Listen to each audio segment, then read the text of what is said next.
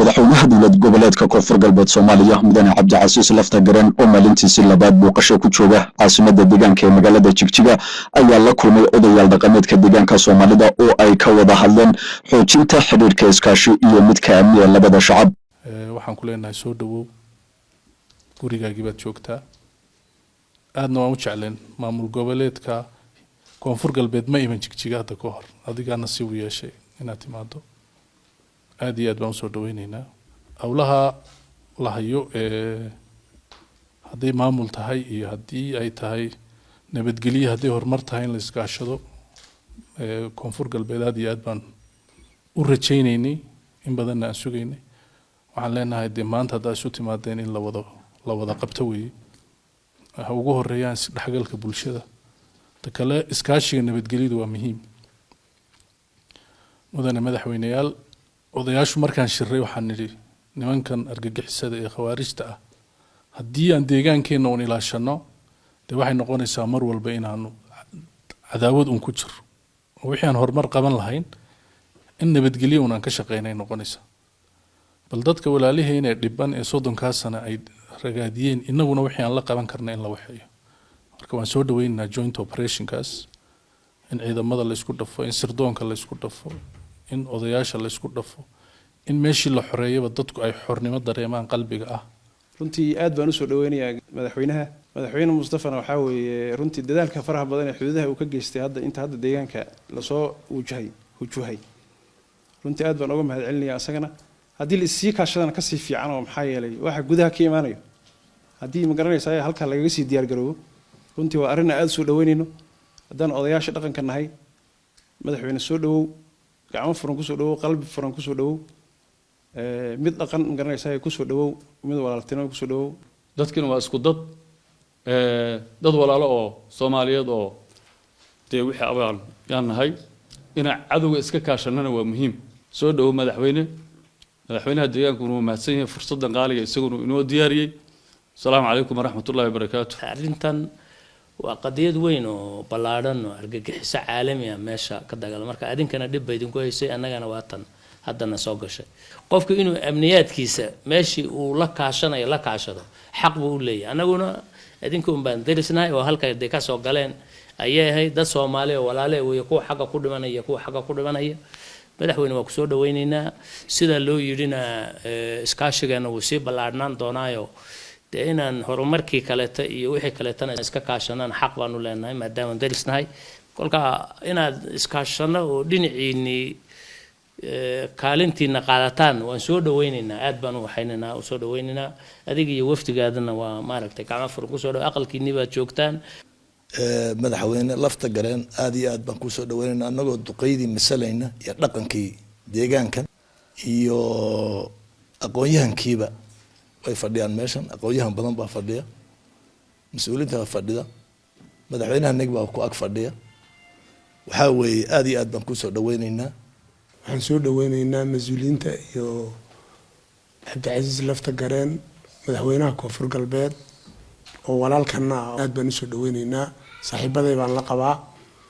marka saddexaad ani waxaan hadalka u qaatay oo inaan xagga nabadgelyada xoojiyo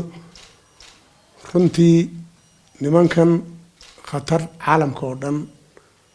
ku aweeye marka arrintan maanta runtii aad baan u dhiirigelinaynaa waan soo dhaweynaynaa waxaan isleeyahay waji cusub baa bilaami al-shabaabna waan kaga guuleysanaynaa dadka hala wacyi geliyo hala dhex qaado anagu inayna cadow isku ahayna walaalo isu nahay oon iskaalmaysana hala isu sheego bahashana ha lagu dhiirado guryaha ayaan lagu sugin nimankan ha lagu dhiirado waqti yaan la siinin ay wax ku qarxiyaan oo isku abaabulaan madaxweynaha dowlad goboleedka koonfur galbeed Soomaaliya mudane Cabdicasiis Laftagareen ayaa geestiisa ka mahadnaqay soo dhaweynta ballaaran ee loo sameeyay iyo ujeedada imaatinkiisa runtii xukuumadda iyo shacabka iyo odayaashaba waxaan rabaa inaan uga mahadceliyo soo dhaweyntii qiimaha badneed oo nala soo dhaweeyay oo ay ku jirtay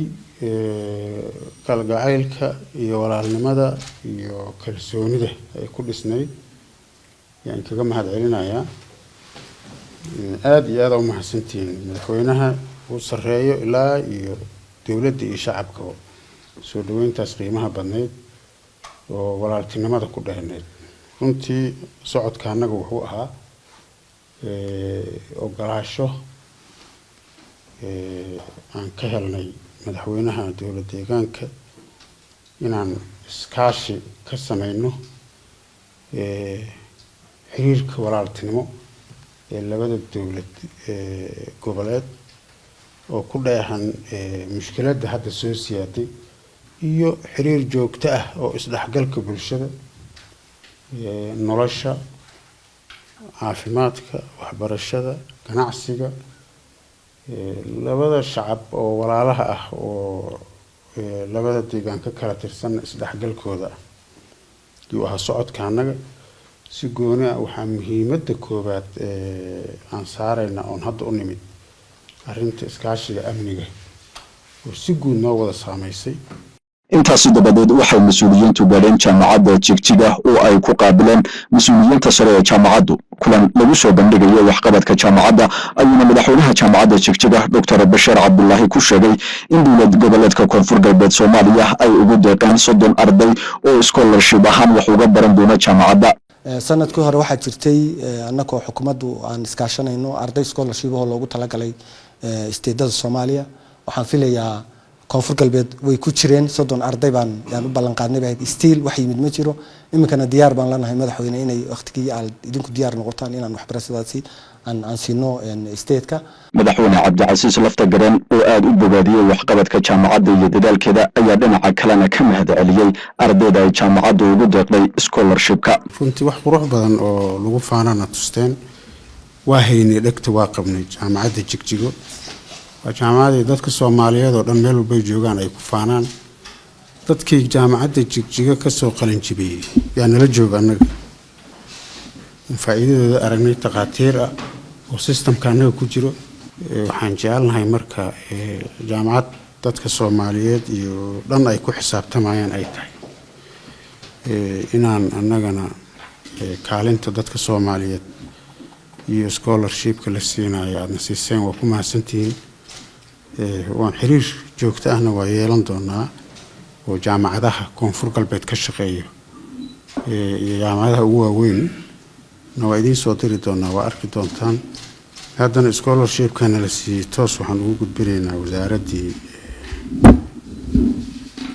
waxbarashada wayna ka faa'iideysan doonaan dadka reer koonfur galbeed.